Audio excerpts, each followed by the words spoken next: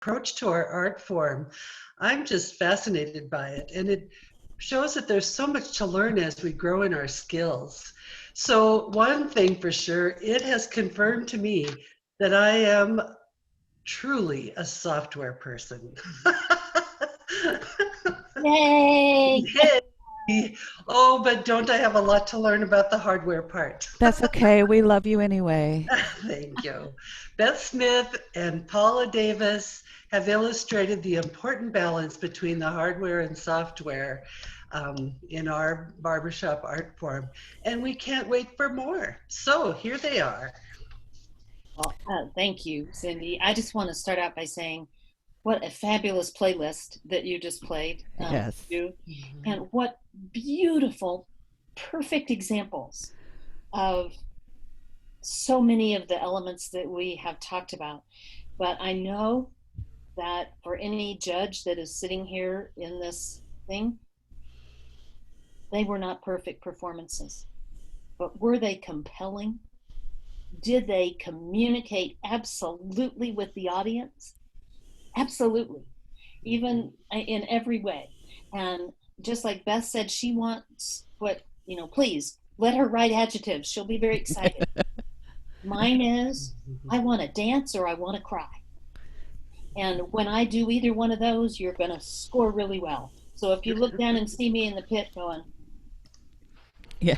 and I do, or, and I'm keeping it, I am feeling it, and it's great. Or I have certainly been known to do it, and I have score sheets to prove it. I cry, the tears end up on the score sheets and stain it. And I figure that the competitor that gets that is must know the effect that they had on the audience because they have my tears.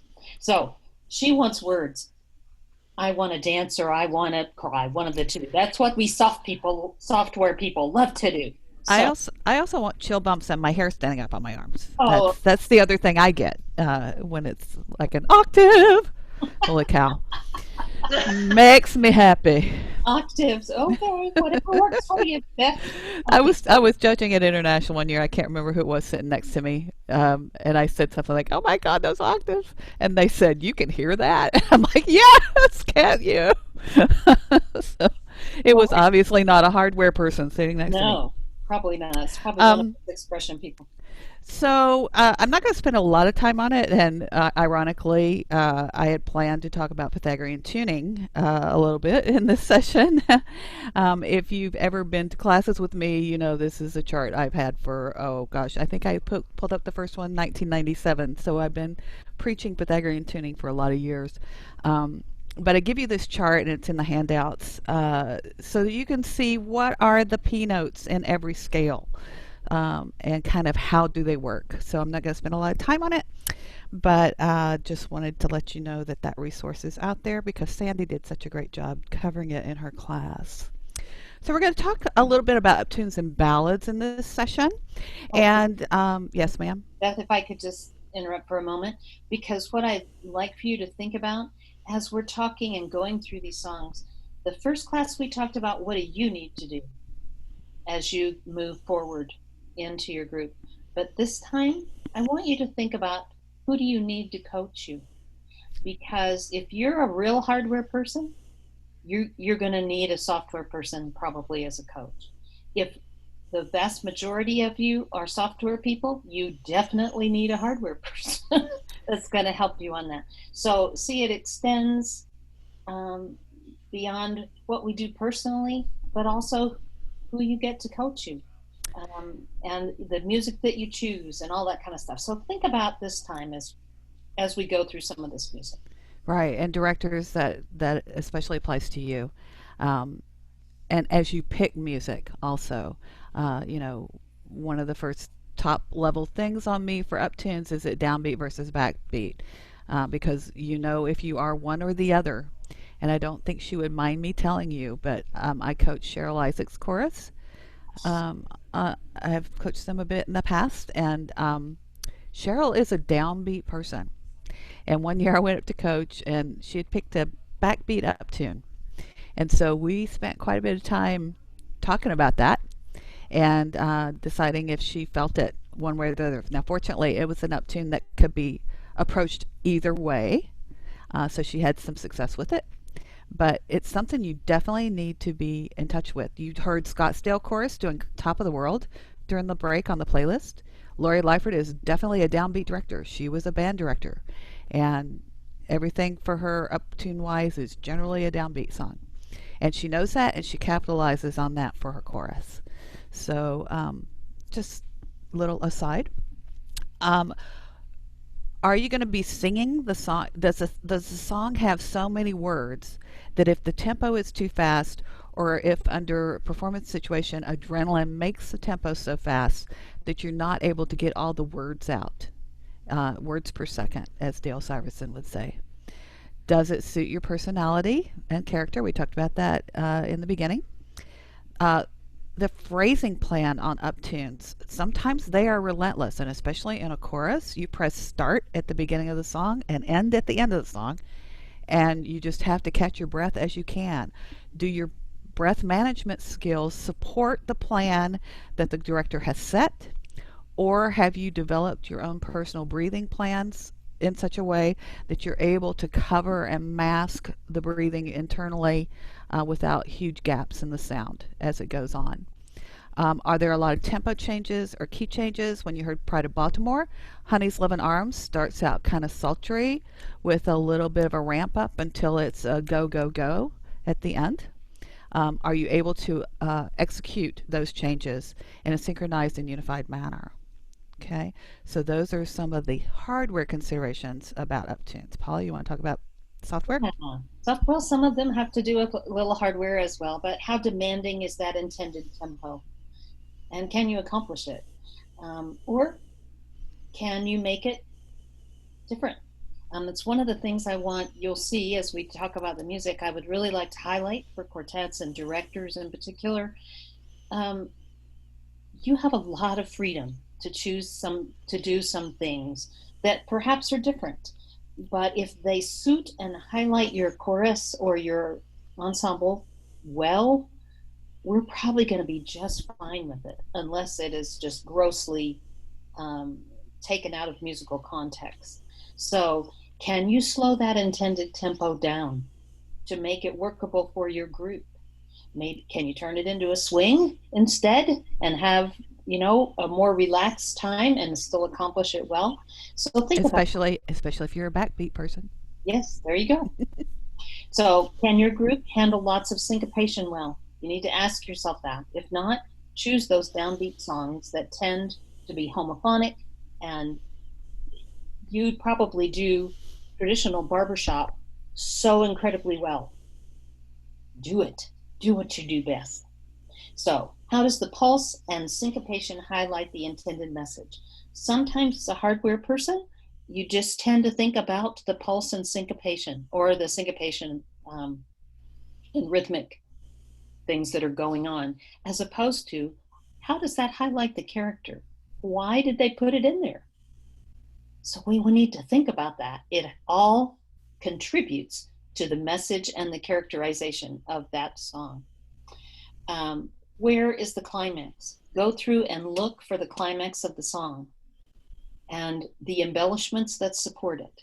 Usually, if you're a hardware person, you can look where the melody has the highest high point in the song. That's very likely to be it, not always, but we need to find where that is, because everything we are doing, lyrically and musically, are headed to that point. So, is there a place to give your audience a rest from a really fast, demanding uptune? As a listener, we need a rest sometimes. We can't listen. It's very hard to listen to 3 minutes of driving energy. It's exhausting for the audience as well as the performers. So that's why a lot of our uptunes have stomps in them. One reason we have stomps. But is there a place that you're giving your audience both an aural and a visual rest so that they can relax just a moment as well? And so can your singers. And How will your character affect the delivery and your stamina? That is something you really have to consider. Can you keep the breath energy flowing throughout, through your character and the character's physical delivery? Okay. And I loved what Sandy said about, I don't really focus on where to take breaths. I focus on where you don't take the breath. Yeah. I loved that. So can you plan that to best enable your singers? And I think Sandy's approach probably does best enable your singers to successfully accomplish this musical storytelling, because that allows them to choose the places that work best for them, and they know exactly where they cannot take a breath. So I was judging, I think it was at a regional one time, and a chorus had planned to stagger breathe for like 2 pages of a song. So there was not a break at all for breath. And that was the most exhausting 2 pages of the song to listen to that I'd ever heard. So breaths are part of the non-singing drama of the song. You want to make sure that you plan for them and have them, because the audience needs that. Because they need to breathe too, because they breathe with you. So we picked 2 songs that we're both going to approach from different sides of the equation. And our first one is Uptune, Fit as a Fiddle. You may have sung it. We've had it as regional song at a couple of workshops many years ago. This is mine, in case you couldn't tell. Hardware-wise, the first thing I'm going to do is I'm going to mark my octaves. Now, I kind of made this a little lighter so that it wasn't so hard to read on the page, but I realized that my highlights are a little bit dim. But the yellow swipes are chords where there are octaves. And if it is in the case of this song, there are unisons and unison octaves. And so I try to mark those with a U above them, because those are a little different than just an octave, okay? Because we have a different plan for a unison note or a unison octave than we do just on a random chord that has an octave in it, okay? So as you go through and see these, the yellow swipes are octaves. I don't mark who has the octave, because I can read music and I can tell by looking at the chord who has it.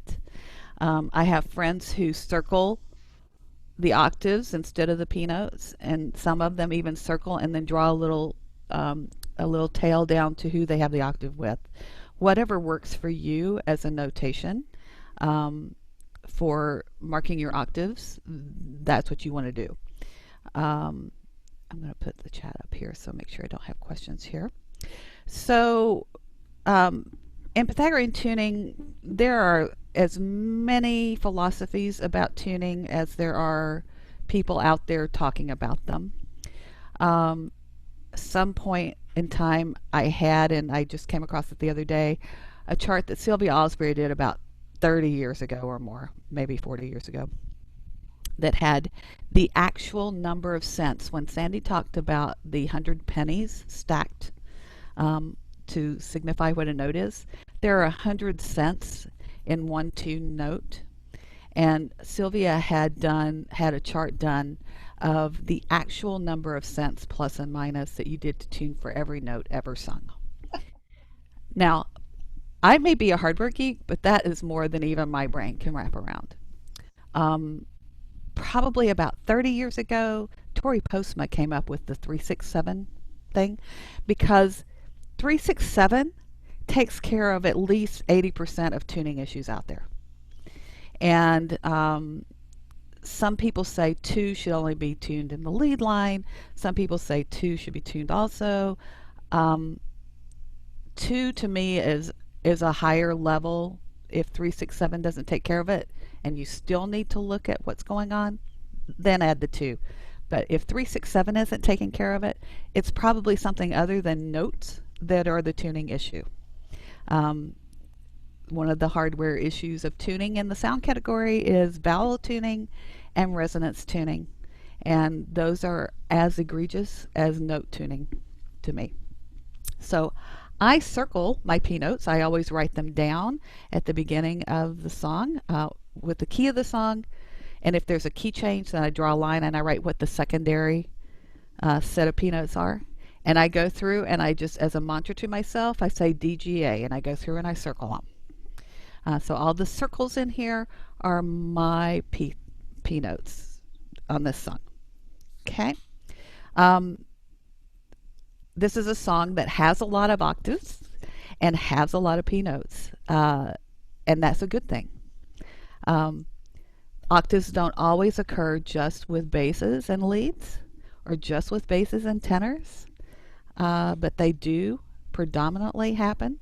One of the other things that we can look at to notice in our music to have more success as we're moving along, the dotted lines like this here, are where the melody goes to the bass line and then it returns back.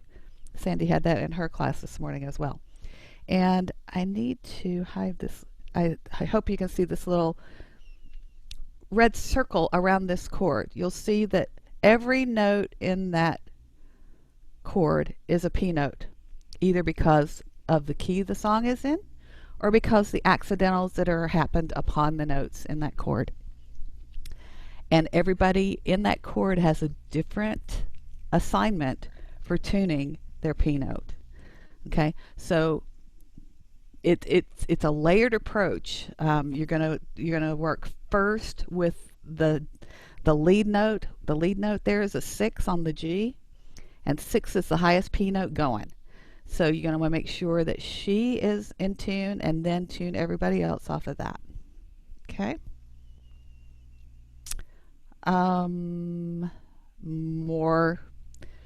More things here. We have some more unison notes in here.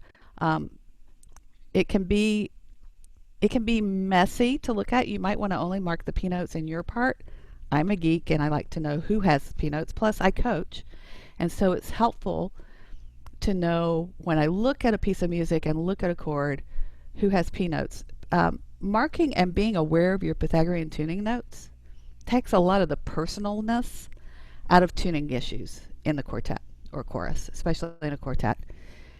You're sharp, you're flat. No, all you have to do is look at the music and see, oh, there's a P note in that chord. And then the person goes, oh, that's me. I guess I need to sing that a little bit higher. It takes all the blame and all the finger pointing and all the bickering out of tuning issues if you just bring an awareness to your P notes. Okay?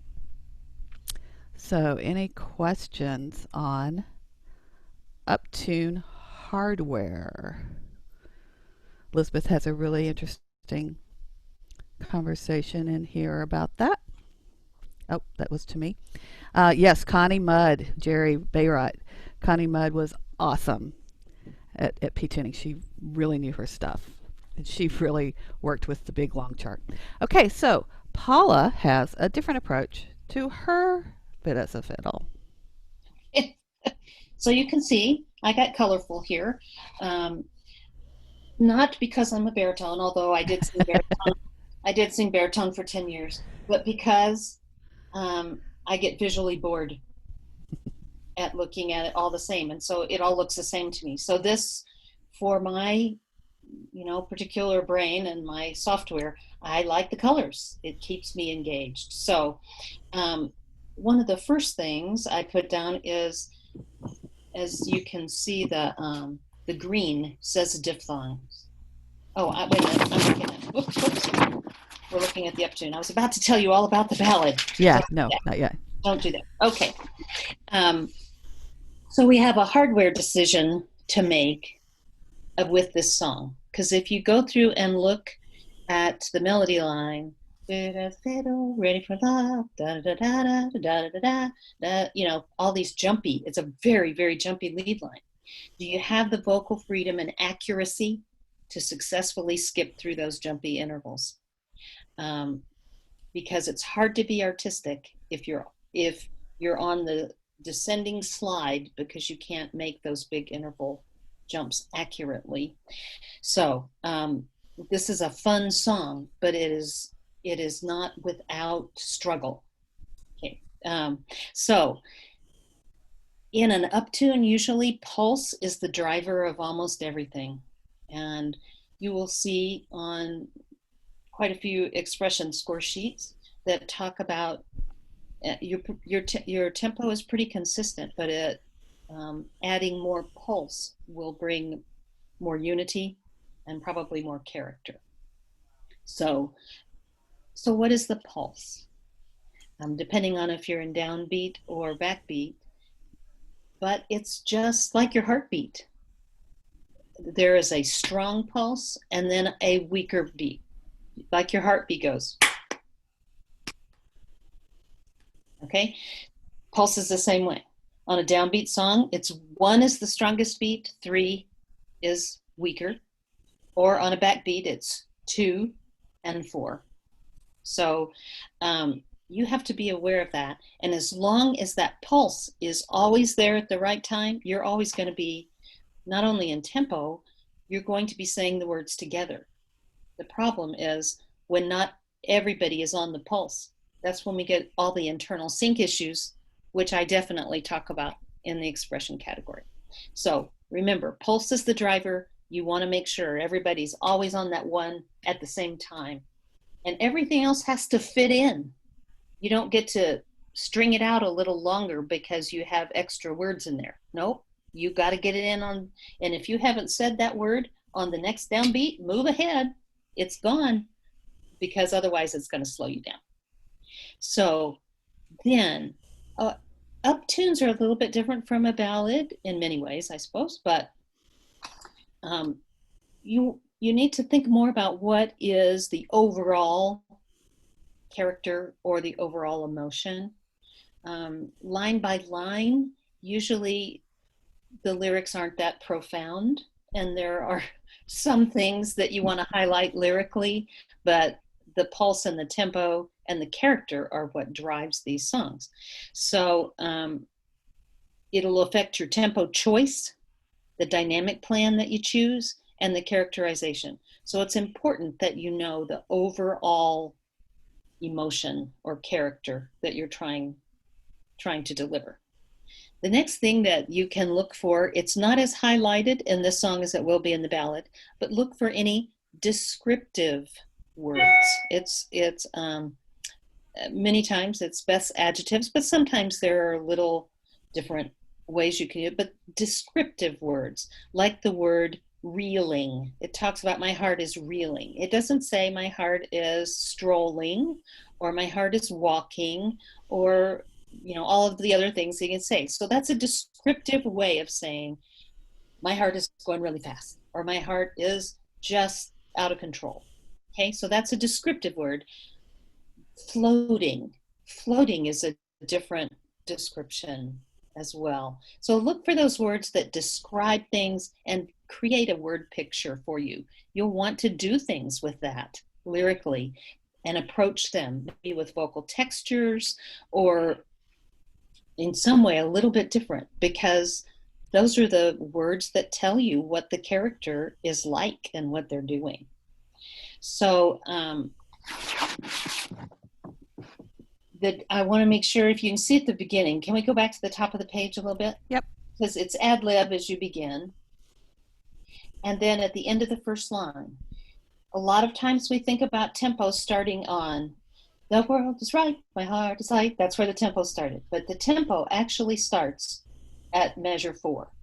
So it's, this is the day, my lucky day. I want to sing, I want to sing. I want to sing 2, 3, 4. The world's right, my heart is like da da da da. Okay, so the director needs, or the quartet, you need to have the feel for it, but it actually starts on the word sing. Okay, you don't just, in an uptune, you don't want to just end the ballad or end the introduction and just hang there for a long, long time. It's the kickoff into the tempo. So the tempo starts on that last note. And then breaths. I'm going to change my approach here in that I really like Sandy's talk about where you don't breathe at all. But your singers need to know that when they're running out of breath, their vocal delivery is suffering. So if you need a breath, take it. However, don't take it where you cannot breathe. where you absolutely must not breathe. But know for yourself and prepare for yourself.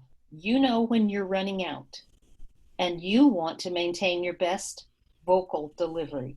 So choose it and take a breath as needed. The thing is, don't close the vowel to a consonant or turn the diphthong. Just drop out on an open vowel and then come back in at the same volume or less, so that you don't make a big pop into the sound. But that's a skill level. Learning to breathe and come in and out is a skill that you can develop and will want to develop. So it is. Can I jump in too? Yeah. As you're developing your breath stamina, and you have these personal breathing plans, even if there's a breath coming up and you know you need to take one ahead of time, number one, you need to observe the planned breaths because it's a planned white space. And number two, if you're having a personal breathing plan because you can't make it to the end of that phrase, you need to implement it every single time you sing the song. It becomes part of the song to take that breath in the same place every time. Because in the stress of a performance, your adrenaline is going to kick in, and you don't want to do it randomly because it could come at the wrong time. So you want to make sure that you build the body habit of taking the breath in the same place every time. Beautiful. Thank you. Yes, our breath is our fuel. And if you run out of fuel, the car stops working. Just think of it that way. So we need that.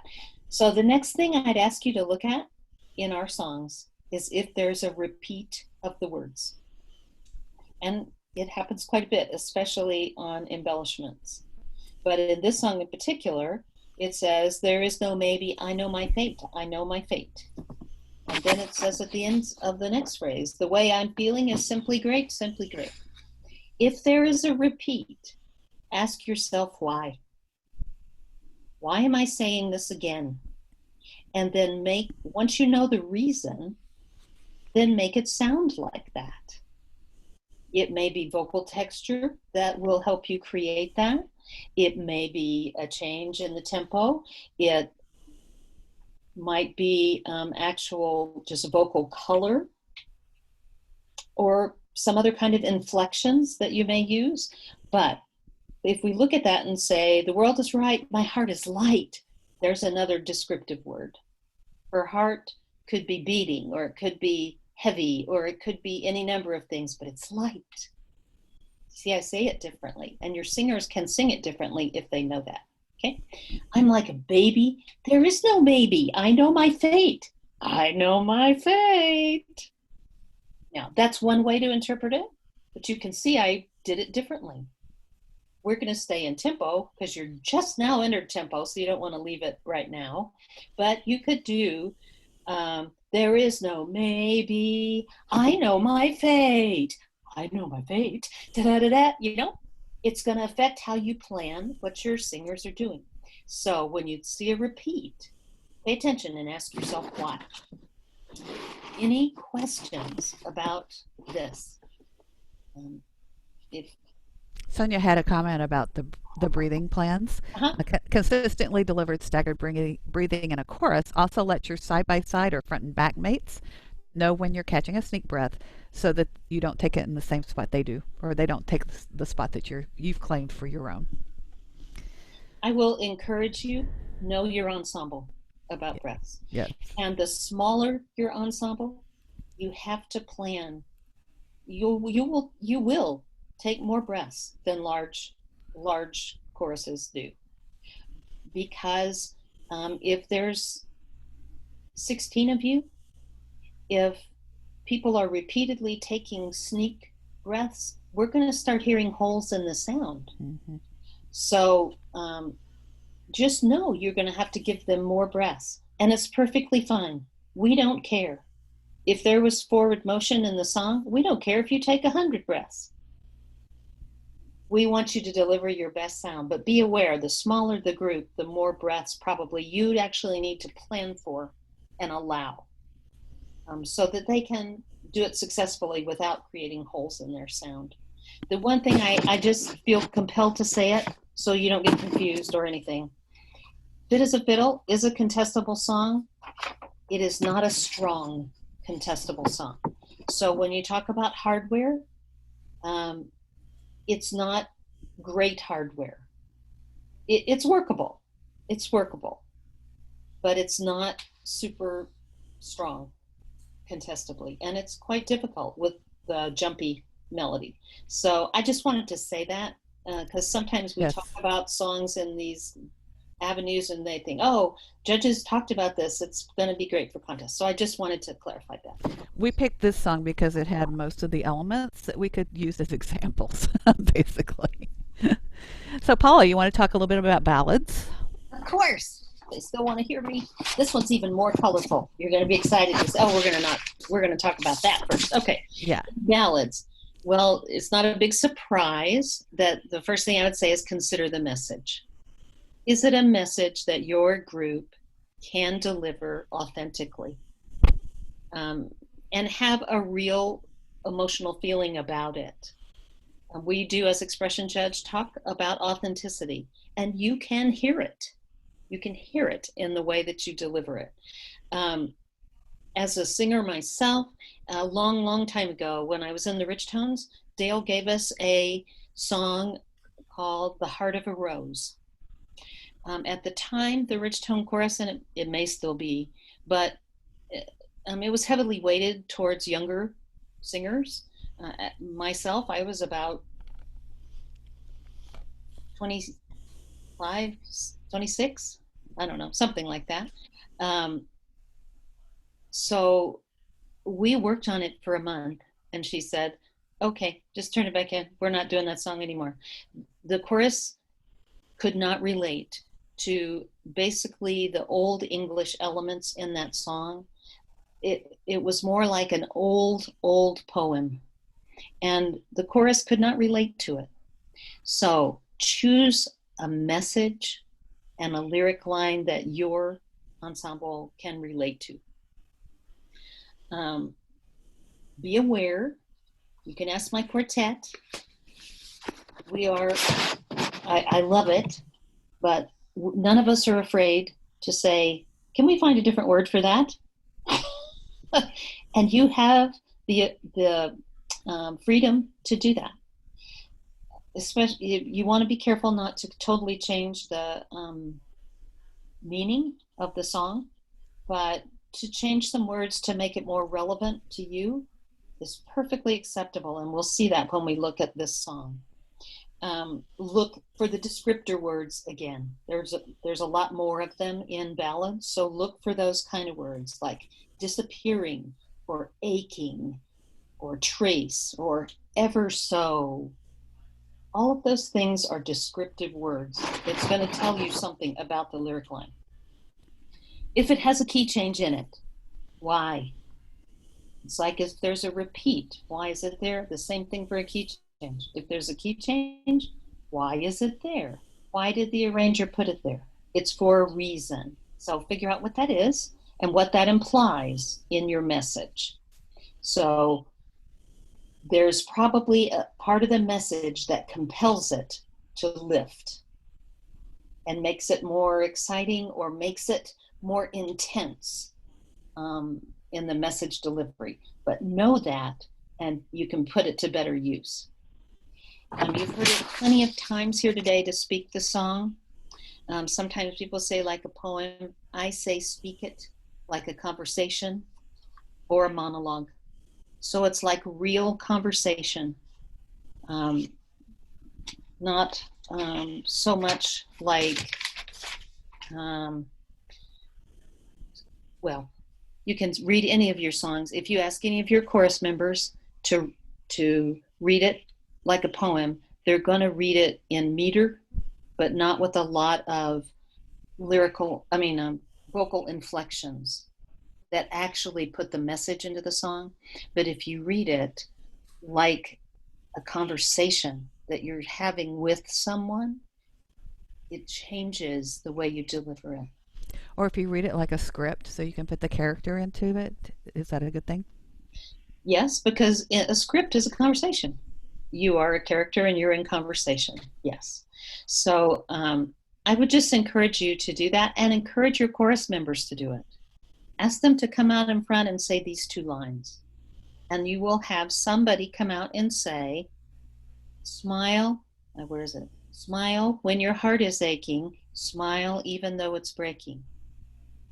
Now, they kind of read it like a poem, but did they read it like someone that was having a conversation?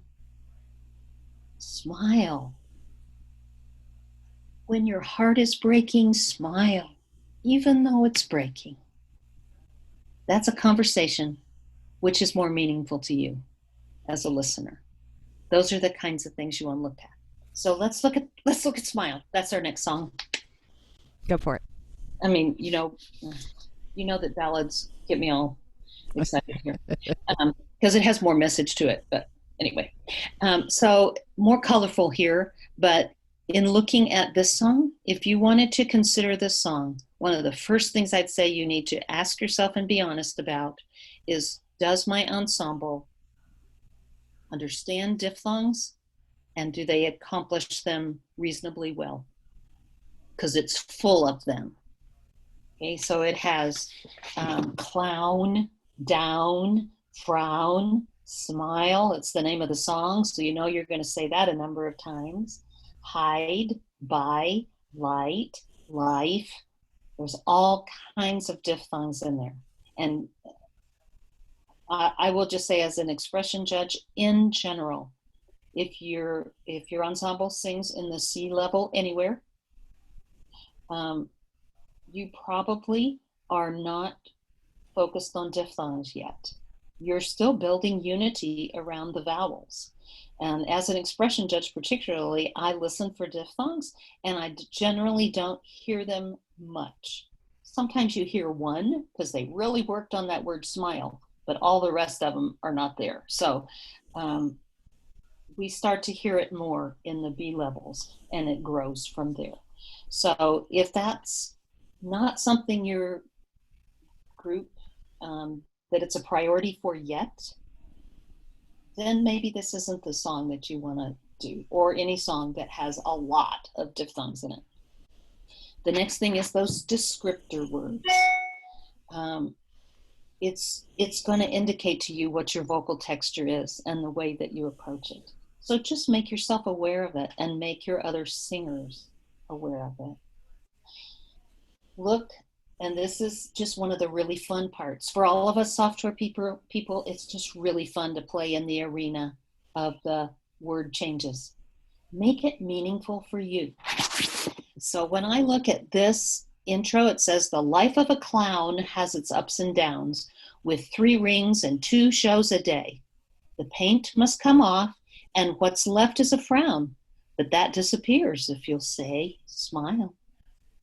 Now, if we were doing a clown package and you are all playing the part of a clown, that makes sense. But for me as a singer, if I'm not going to have on some kind of clown costume and be playing that clown role, I've just made a few changes. Now again, this is what spoke to me. I would have to talk with my quartet if we wanted to change it to these words, or work with my other musical leadership to talk to them about it before I gave it to the chorus. But this is how I did it. The life of this clown has its ups and downs, with troubles and 2 jobs a day. The mask must come off, and what's left is a tear. But that turns around if you say, smile. So I made it personal to me and called this clown. The life of this clown has its ups and downs, with troubles and 2 jobs a day. Okay, so you can do that. You have the freedom to do that, especially on intros and tags. Those are kind of free money. You don't really have to ask people about that. Intros and tags, with the exception of very, very few arrangers. David Wright won't let you change anything, and there may be 1 or 2 others. But for the most part, intros and tags are anybody's game. So to change those words and make it personal to you, I would say really consider that, because then your group can buy into it better. The emotional and they have a lot more opportunity to become authentically. Yeah, Luann, I hope that answers your question. You said it's permission from composer or arranger needed to change words. The one thing I would caution on is not to change words to change the intent of an underlying problem with the song structurally, which you'll hear more about in days to come, I'm sure, as we talk about the song assessment tool that's been implemented by Sweet Adelines. So we have just a few more minutes and to talk about ballads from a hardware perspective.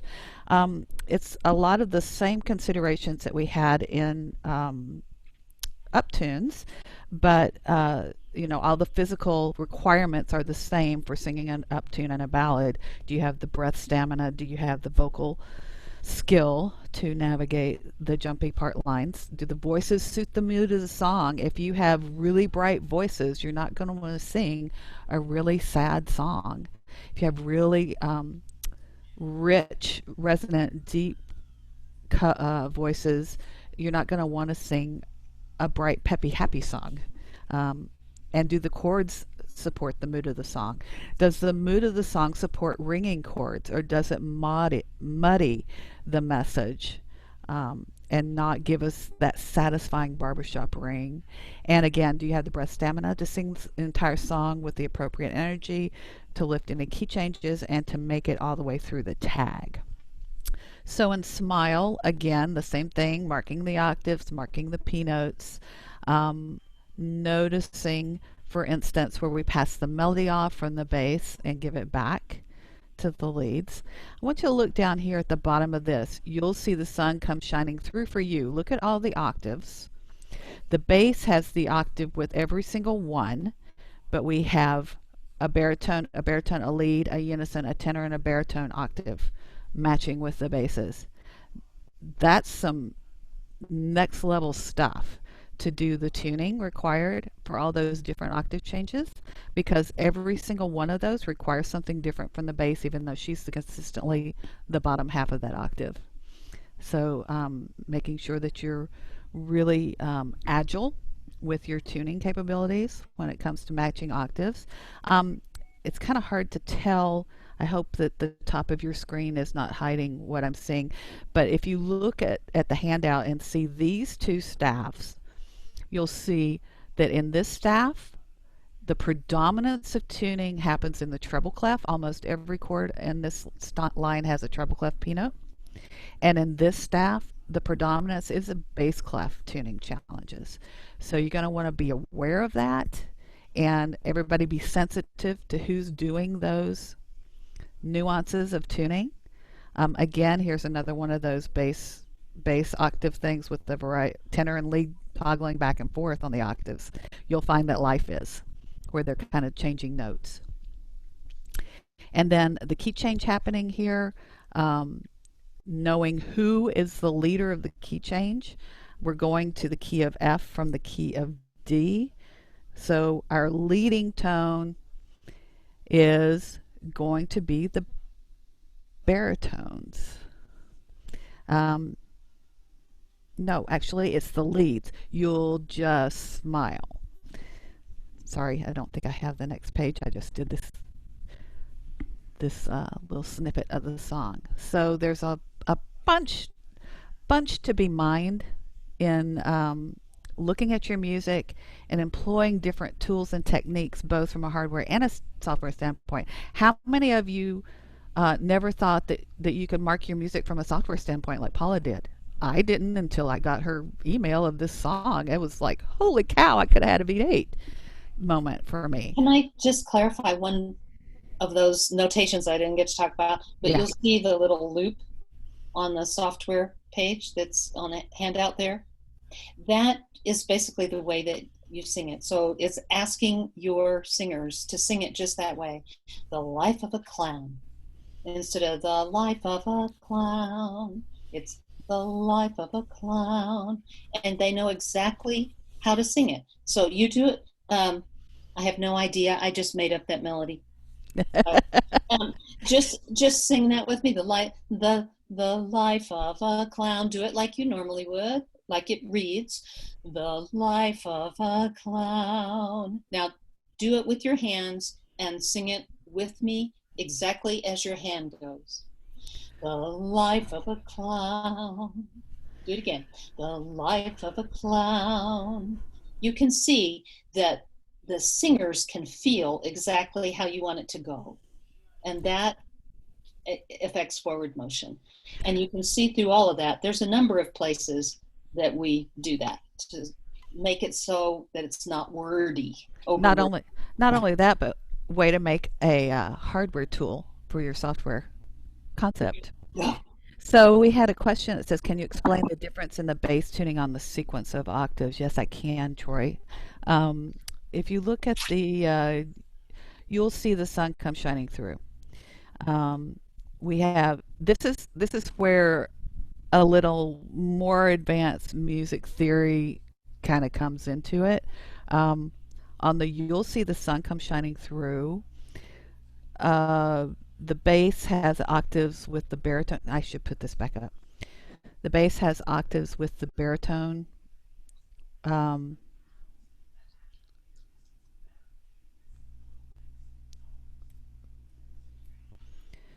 the bass has octaves with the baritone here on these Ds.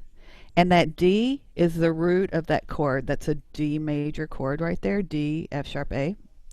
And so that requires the bass to be solidly in the center of that note and the baritone to be writing in the overtone space on the center of that note. And then the lead is on the 3. You can see her note is circled as a P note. So she has to be high on that. And the tenor needs to sing in the overtone. It's a stack right there. That is like a tonic stacked chord with the bass and the baritone providing the foundation for the overtone stack on that. Whereas if you look in the uh, on the sun chord right there where the lead and the bass have the octave, that's also on a root of a chord. That's a G major chord. And so it's the same kind of thing with the tenor providing the 3rd and the baritone being the 5th. Okay, and then the unison note with the baritone right there, and they're the root of another D chord.